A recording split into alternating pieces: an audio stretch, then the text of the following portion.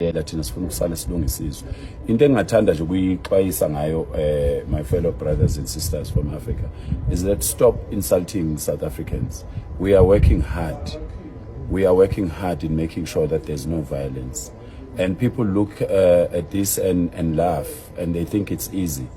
If we as leaders can move away from this, from the crowd and leave the crowd alone, it won't be a joke. So sizama ngamandla ethu amakhulu kubukeka kulula vele.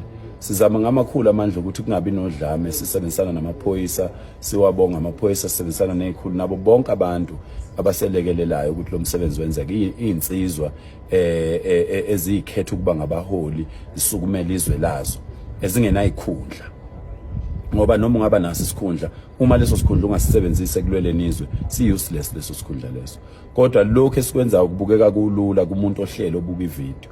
Kodwa masingasuka lapha ngaphambili kulabo abantu, masingahle sisuke lapha ngaphambili kulabo abantu ebese beyilawula bona, ngeke kube mnandi njengoba abantu bokufika bethuka abantu base South Africa kanje. So ngingacela nje kubantu bokufika ukuthi sinjoba silungisela lo mhla ka 30 June owumnqamla juqu ukuthi abantu bokufika bonke fanele bebe sebehambile. Siyacela, sicela abantu bakithi base Africa abafike lapha ngokungekho emthethweni behlonipha imithetho yezwe, behlonipha abantu base South Africa, bayeke ukwethuka abantu base South Africa ngoba bazonishaya abantu.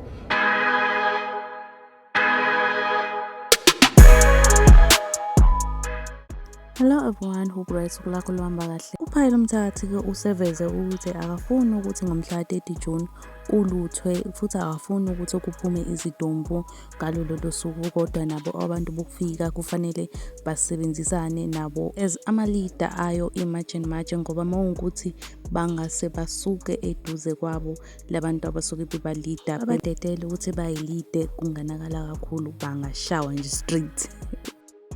I-countdown iyaqala, asijiki lapho. I-countdown iyaqala. Umhla ka-30 awulona ilanga lesigameko. Umhla ka-30 is not an event. Umhla ka-30 is a date by which all foreigners, all illegal foreigners must have left the country. We are calling on all ambassadors from different African countries to come and fetch their people, because by 30th we need to start other programs afanele South Africa, nakhuluma nge-South Africa, angabathinta abantu bokufika. Nobody is going to die. No looting is going to happen. No violence is going to be incited. But we are calling on our brothers and sisters to say, my brothers and sisters, respect the peaceful way that we are using to ask you to leave the country.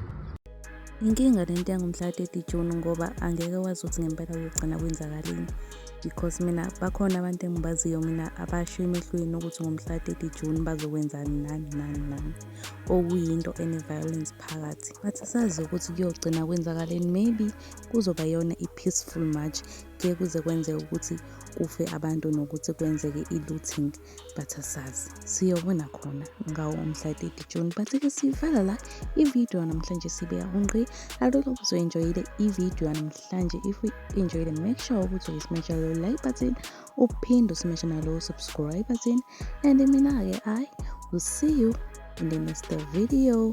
Bye.